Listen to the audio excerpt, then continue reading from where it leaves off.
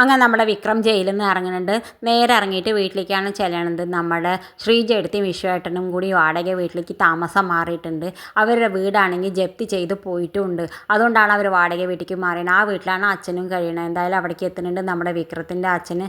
അവൻ പഠിച്ച് ജയിലിൻ്റെ ഉള്ളിൽ നിന്ന് പഠിച്ച് സർട്ടിഫിക്കറ്റൊക്കെ എടുത്ത് കൊടുക്കുന്നുണ്ട്. നമ്മുടെ വിക്രം അതൊക്കെ കണ്ടിട്ട് നമ്മുടെ അച്ഛനാണെങ്കിൽ സന്തോഷമാണ്. കാരണം അവനൊരു ഡിഗ്രിക്കാരനായാലോ എന്ന് വിചാരിച്ചിട്ട്. എന്തായാലും കമലത്തിൻ്റെ ഫോട്ടോയിൽ അവിടെ കൊണ്ടുപോയി വെക്കാൻ പറയുന്നുണ്ട് അവൻ്റെ സർട്ടിഫിക്കറ്റ്.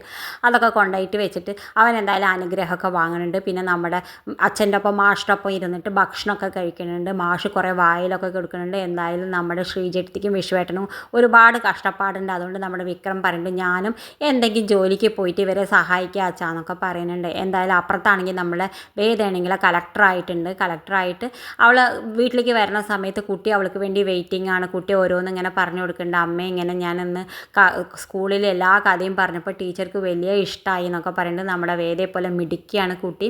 അവളെല്ലാമെന്നും പറഞ്ഞു കൊടുക്കുന്നുണ്ട്. ആ സമയത്ത് കുട്ടി ഇങ്ങനെ ഓരോന്ന് പറയുന്ന സമയത്താണ് നമ്മൾ തരുൺ വരുന്നുണ്ട്. ആ തരുൺ വരുന്ന സമയത്ത് നമ്മൾ കുട്ടി പറയുന്നുണ്ട്, ഗൗരിമോള് പറയുന്നുണ്ട് അച്ഛൻ വന്നു അമ്മയെന്ന് പറഞ്ഞിട്ട് പോകുന്നുണ്ട്. അച്ഛൻ്റെ അടുത്തേക്ക് ഓടി പോകുന്നുണ്ട്. എന്തായാലും നമ്മുടെ തരുണും വേദിയും ഈ നാട് വിട്ടിട്ട് എന്തായാലും അവരുടെ നാട്ടിലേക്ക് പോകാൻ തീരുമാനിക്കുന്നുണ്ട്. ഇവിടെ മുഴുവന് ഏത് സമയത്ത് അവളുടെ കുട്ടിക്ക് അപകടമാണെന്ന് വിചാരിച്ചിട്ട് എന്തായാലും അവർ അവിടെ നിന്ന് മാറാൻ തീരുമാനിക്കുന്നുണ്ട്.